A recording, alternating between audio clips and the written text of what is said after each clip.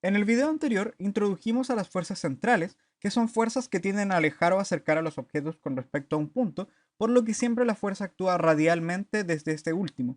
Comentamos también que estas fuerzas no generan torque, de modo que si es la única fuerza que actúa sobre nuestro objeto, este tiende a mantenerse en un plano de rotación debido a la conservación del momentum angular.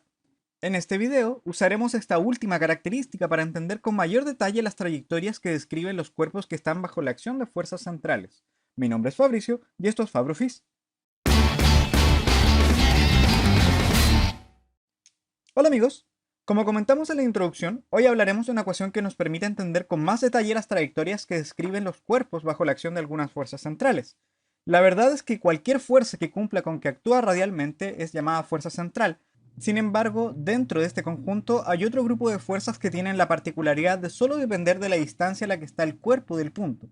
Ejemplos de esto son la fuerza gravitacional o la fuerza de Coulomb. Entonces, desarrollaremos la ecuación pensando en este tipo de fuerzas. En el video anterior, mostramos que para estudiar la dinámica de un cuerpo bajo la acción de una fuerza central, bastaba con hacerlo en el plano y que era natural hacerlo a través de las coordenadas polares, donde encontrábamos dos ecuaciones. La primera de ellas era que la componente angular era nula debido a que la fuerza solo actúa radialmente. Esto tiene por consecuencia que la rapidez areolar o las áreas barridas en el tiempo se mantienen constantes, hecho que es equivalente a decir que la magnitud del momentum angular es constante.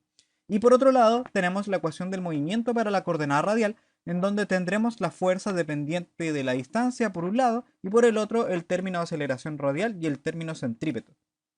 Aquí es donde recordamos uno de los comentarios importantes. El momentum angular del sistema permanece constante, de modo que a través de este podemos relacionar la velocidad angular con la distancia radial. Entonces, como el momentum angular es ahora un parámetro del sistema, lo usaremos para relacionar la coordenada radial en términos de la coordenada angular, hecho que nos llevaría a una ecuación de trayectoria. Para hacer esto, nos damos cuenta que en nuestra última ecuación aparece la segunda derivada con respecto al tiempo de la coordenada radial, de modo que usando la regla de la cadena, relacionaremos a esta última coordenada con la coordenada angular. Por ejemplo, la primera derivada con respecto al tiempo, que es lo que nosotros llamamos r punto, sería algo así como dr a dt, pero por la regla de la cadena nos quedaría dr a dθ por dθ a dt. Pero dθ a dt es justamente lo que nosotros llamamos θ punto. Y entonces aquí tenemos la primera relación, sería que r punto es θ punto por dr a dθ. Y entonces ahora vamos a la segunda derivada, que sería r dos puntos, o la derivada con respecto al tiempo de lo que nosotros ya teníamos, que era dr a dt. Si nosotros calculamos esto, nos quedaría nuevamente por la regla de la cadena dr a dθ por la derivada con respecto al tiempo de dθ a dt. Y por este lado, nosotros tenemos que dr a dt lo podemos escribir en términos de θ punto y dr a dθ. Y entonces finalmente llegamos a d a dθ. ¿De qué cosa? θ punto dr a dθ por nuevamente θ punto. O sea, la segunda derivada con respecto al tiempo nos quedaría algo así como θ punto d a dθ de θ punto de r a dθ. Y es aquí donde nosotros nos acordamos que el momentum angular es un parámetro del sistema, de modo que podemos relacionar r y θ punto, como vemos acá. Entonces θ punto lo dejamos en términos de L, de la masa y de la distancia. Y entonces reemplazamos. Eso nos lleva a lo siguiente. Reemplazamos acá, en este término, reemplazamos aquí en este otro término, y nos quedaría que la segunda derivada con respecto al tiempo sería algo así como L cuadrado entre la masa al cuadrado, tendríamos un 1 entre r al cuadrado, la derivada con respecto al tiempo de 1 entre r al cuadrado por dr a dθ. Entonces tomamos lo que obtuvimos recientemente y lo llevamos a la ecuación de movimiento para la componente radial, y luego de un despeje simple encontramos lo siguiente. Este término está relacionado a la segunda derivada con respecto al tiempo. Este término tiene que ver con el término de θ punto al cuadrado, que aquí nos quedaría un r entre un r a la cuarta, que sería 1 entre r al cubo, y los términos de masa y el momentum angular al cuadrado multiplicando la función que define a la fuerza central. Esta ecuación, como podemos ver, es estéticamente no muy agradable, pero puede verse mejor. De hecho, si hacemos el cambio de variables u igual a 1 entre r, encontramos que la derivada de u con respecto a θ es justamente menos 1 entre r al cuadrado por dr a dθ, que se parece bastante a lo que tenemos aquí dentro del paréntesis. Entonces, la misma ecuación anterior tomará la siguiente forma, que es u cuadrado, esto asociado al término 1 entre r al cuadrado, por la segunda derivada de u con respecto a teta, más u, y todo esto es igual al término de la fuerza central, que ahora va a depender de u, que es equivalente a decir que depende de r. Esta ecuación se conoce como ecuación de Binet y es la que nos permite entender las trayectorias a partir de nuestra fuerza central. Para poner en acción esto, vamos al siguiente problema que nos dice una partícula de masa 1 kilogramo está sometida a una fuerza central F de r desconocida. Si el momentum angular del sistema es 2 Nm y la trayectoria está definida por la ecuación 0,5 entre 1 menos 0,5 coseno de teta, determine la fuerza que genera esta trayectoria. Y bueno, si vemos la ecuación de Binet, aquí tenemos la fuerza, que es lo que estamos buscando, tenemos la masa, el momentum angular que aparece en el enunciado, y tenemos aquí el parámetro u, que es el inverso de la distancia radial, que la tenemos en función del ángulo. Así que calculando u y sus derivadas podemos calcular la fuerza. Vamos a calcular u, que es el inverso de esta expresión, que sería 1 menos 0,5 coseno del ángulo entre 0,5, que esto es un 2 en realidad, así que nos quedaría algo así, 2 por 1 menos 0,5 coseno de teta, y esto en realidad lo vamos a dejar así, como 2 menos coseno de teta. Con eso ya tenemos cuánto vale u, y empezamos a calcular las derivadas, porque la primera derivada de u con respecto al ángulo sería la derivada menos coseno, eso es seno simplemente. La segunda derivada nos daría, segunda derivada es, la derivada de seno es coseno, y entonces podemos poner todo esto en la ecuación de Binet. Resulta que nos quedaría u cuadrado, que esto es 2 menos coseno de teta elevado al cuadrado, por la segunda derivada de teta, que es coseno de teta, más u, y u vale más 2 menos coseno de teta, en donde vemos que el coseno del ángulo se elimina. Y por aquí tendríamos menos la masa, que es 1 kilogramo, el momento angular, que es 2, hay que elevarlo al cuadrado, y la función en términos de u. Y entonces, rápidamente podemos despejar cuánto vale la función. F de u es menos, si llevamos este menos al otro lado, un 2 al cuadrado por 2 menos coseno de teta al cuadrado por este 2 que nos sobró por acá. O sea, esto es menos 8, que es 2 elevado al cubo, por 2 menos coseno de teta. Esto elevado al cuadrado. Pero resulta que nosotros en realidad lo que queremos es la función en términos de r y no de u. Y entonces uno recuerda acá que u es 1 entre, perdón, es 1 entre r, y entonces r es 1 entre u. Y lo que tenemos aquí es justamente lo que tenemos acá, que es u.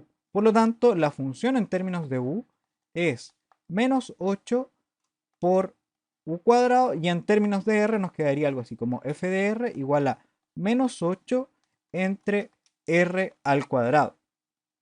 Podemos ver de aquí que la dependencia es 1 entre r al cuadrado, que seguramente nos debe recordar algo así como la fuerza de atracción gravitacional o la fuerza de Coulomb, que ambas dependen de 1 entre r al cuadrado. Y este dato es importante porque aquí podemos ver que la trayectoria que sigue la partícula en realidad es una elipse, que es lo que nosotros entendemos, por ejemplo, el movimiento de los planetas alrededor del Sol. Veamos una segunda aplicación de esta idea que nos dice: una partícula de masa m se lanza desde el punto A con una velocidad v sub 0 perpendicular a r sub 0 y se mueve bajo la acción de una fuerza central. Si la partícula sigue la trayectoria definida por esta ecuación r sub 0 por la exponencial de v por teta, determine la magnitud de la fuerza central que genere este movimiento.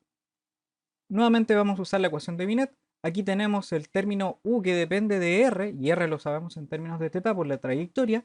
Tenemos la masa, aunque no conocemos el momentum angular, así que vamos a empezar calculando eso. Resulta que nos dan un instante. Nos dicen que se mueve con una cierta velocidad v sub 0, que es perpendicular a r sub 0, y eso nos va a permitir encontrar el momentum angular, que nosotros sabemos que es constante. Sabemos que este se define como r cruz p, o bien podría ser r cruz la masa por la velocidad. Resulta que r está dado por r sub 0 por la coordenada radial, cruz m, y la velocidad es perpendicular, y eso está asociado al vector θ unitario. Entonces, cuando calculamos el momentum angular, va a ser simplemente m, r sub 0, v sub 0, r cruz θ. Y este vector es simplemente k unitario, por definición, así que con eso tenemos el momentum angular y la magnitud, que es la que aparece acá, es L sub 0, que la vamos a llamar m r sub 0 b sub 0. Ahora con eso empezamos a calcular las otras cosas. Esencialmente vamos a repetir el procedimiento que hicimos en el problema anterior porque tenemos r en función de teta. Sabemos que esto es r sub 0 por e a la b por teta y con eso podemos generar u, que sabemos es el inverso de r, o sea sería 1 entre r sub 0 por la exponencial de menos b por teta, que esto indica que está dividiendo, ¿cierto? Entonces, la primera derivada de u con respecto a teta sería 1 entre r sub 0 por la exponencial de menos b por teta por la derivada, ¿cierto? Pero nos queda la derivada del argumento, que es menos b. Así que por aquí tendríamos menos b entre r sub 0 e a la menos b por teta, o bien lo podemos escribir como menos b por u. Entonces, si calculamos la segunda derivada, nos quedaría algo así como la segunda derivada con respecto a teta es igual a menos b por du a d teta, que esto ya lo calculamos, o sea, nos quedaría menos b por u nuevamente, así que sería menos con menos más b cuadrado por u. Eso lo vamos a reemplazar en esta expresión, o sea, nos quedaría algo así. Si reemplazamos en la ecuación de Binet, u cuadrado, factor de la segunda derivada, que es b cuadrado por u, más u, y esto debe ser igual a menos m entre L sub 0, que en este caso vale m r sub 0 b sub 0 por la función que define nuestra fuerza central. Aquí factorizamos, nos damos cuenta, nos quedaría u al cubo por b cuadrado más 1, y esto es igual a menos 1 entre r sub 0, que perdón, aquí nos debería quedar al cuadrado. Entonces nos quedaría m r sub 0 al cuadrado, b sub 0 al cuadrado por la función que define a u. Y por lo tanto encontramos que f en términos de u es menos m r sub 0 al cuadrado, b sub 0 al cuadrado por b cuadrado más 1 por u al cubo, y en términos de u, o sea, perdón, de r, nos quedaría que la función radial de nuestra fuerza central es menos m r sub 0 al cuadrado, b sub 0 al cuadrado, b cuadrado más 1, y u, como es 1 entre r, nos quedaría como r, 1 entre r al cubo. Y con eso ya tendríamos el problema resuelto. Y bueno amigos, vamos a dejar el video hasta este punto. En los próximos videos hablaremos un poco más sobre estas últimas fuerzas que mencionamos, porque son fuerzas conservativas y en consecuencia tienen un potencial asociado, el que nos permitirá estudiar las órbitas que pueden generar. También nos permite entender un poco más sobre la ecuación de Binet, ya que a determinados niveles de energía del sistema podemos generar distintas trayectorias. Además de esto, me gustaría dejarte una pregunta de la que espero tu respuesta en los comentarios, y la pregunta es: ¿qué fuerza central generará una trayectoria dada por esta ecuación 4 entre 1 menos 2 coseno de teta? ¿Y qué trayectoria crees que es? Si esto te fue útil, no olvides darle like a nuestro video y suscribirte a nuestro canal para estar atento al nuevo material que seguiremos subiendo, y si tienes consultas, no dudes en escribirnos para poder ayudar. Lo dejamos hasta aquí, cuídense y nos estamos viendo.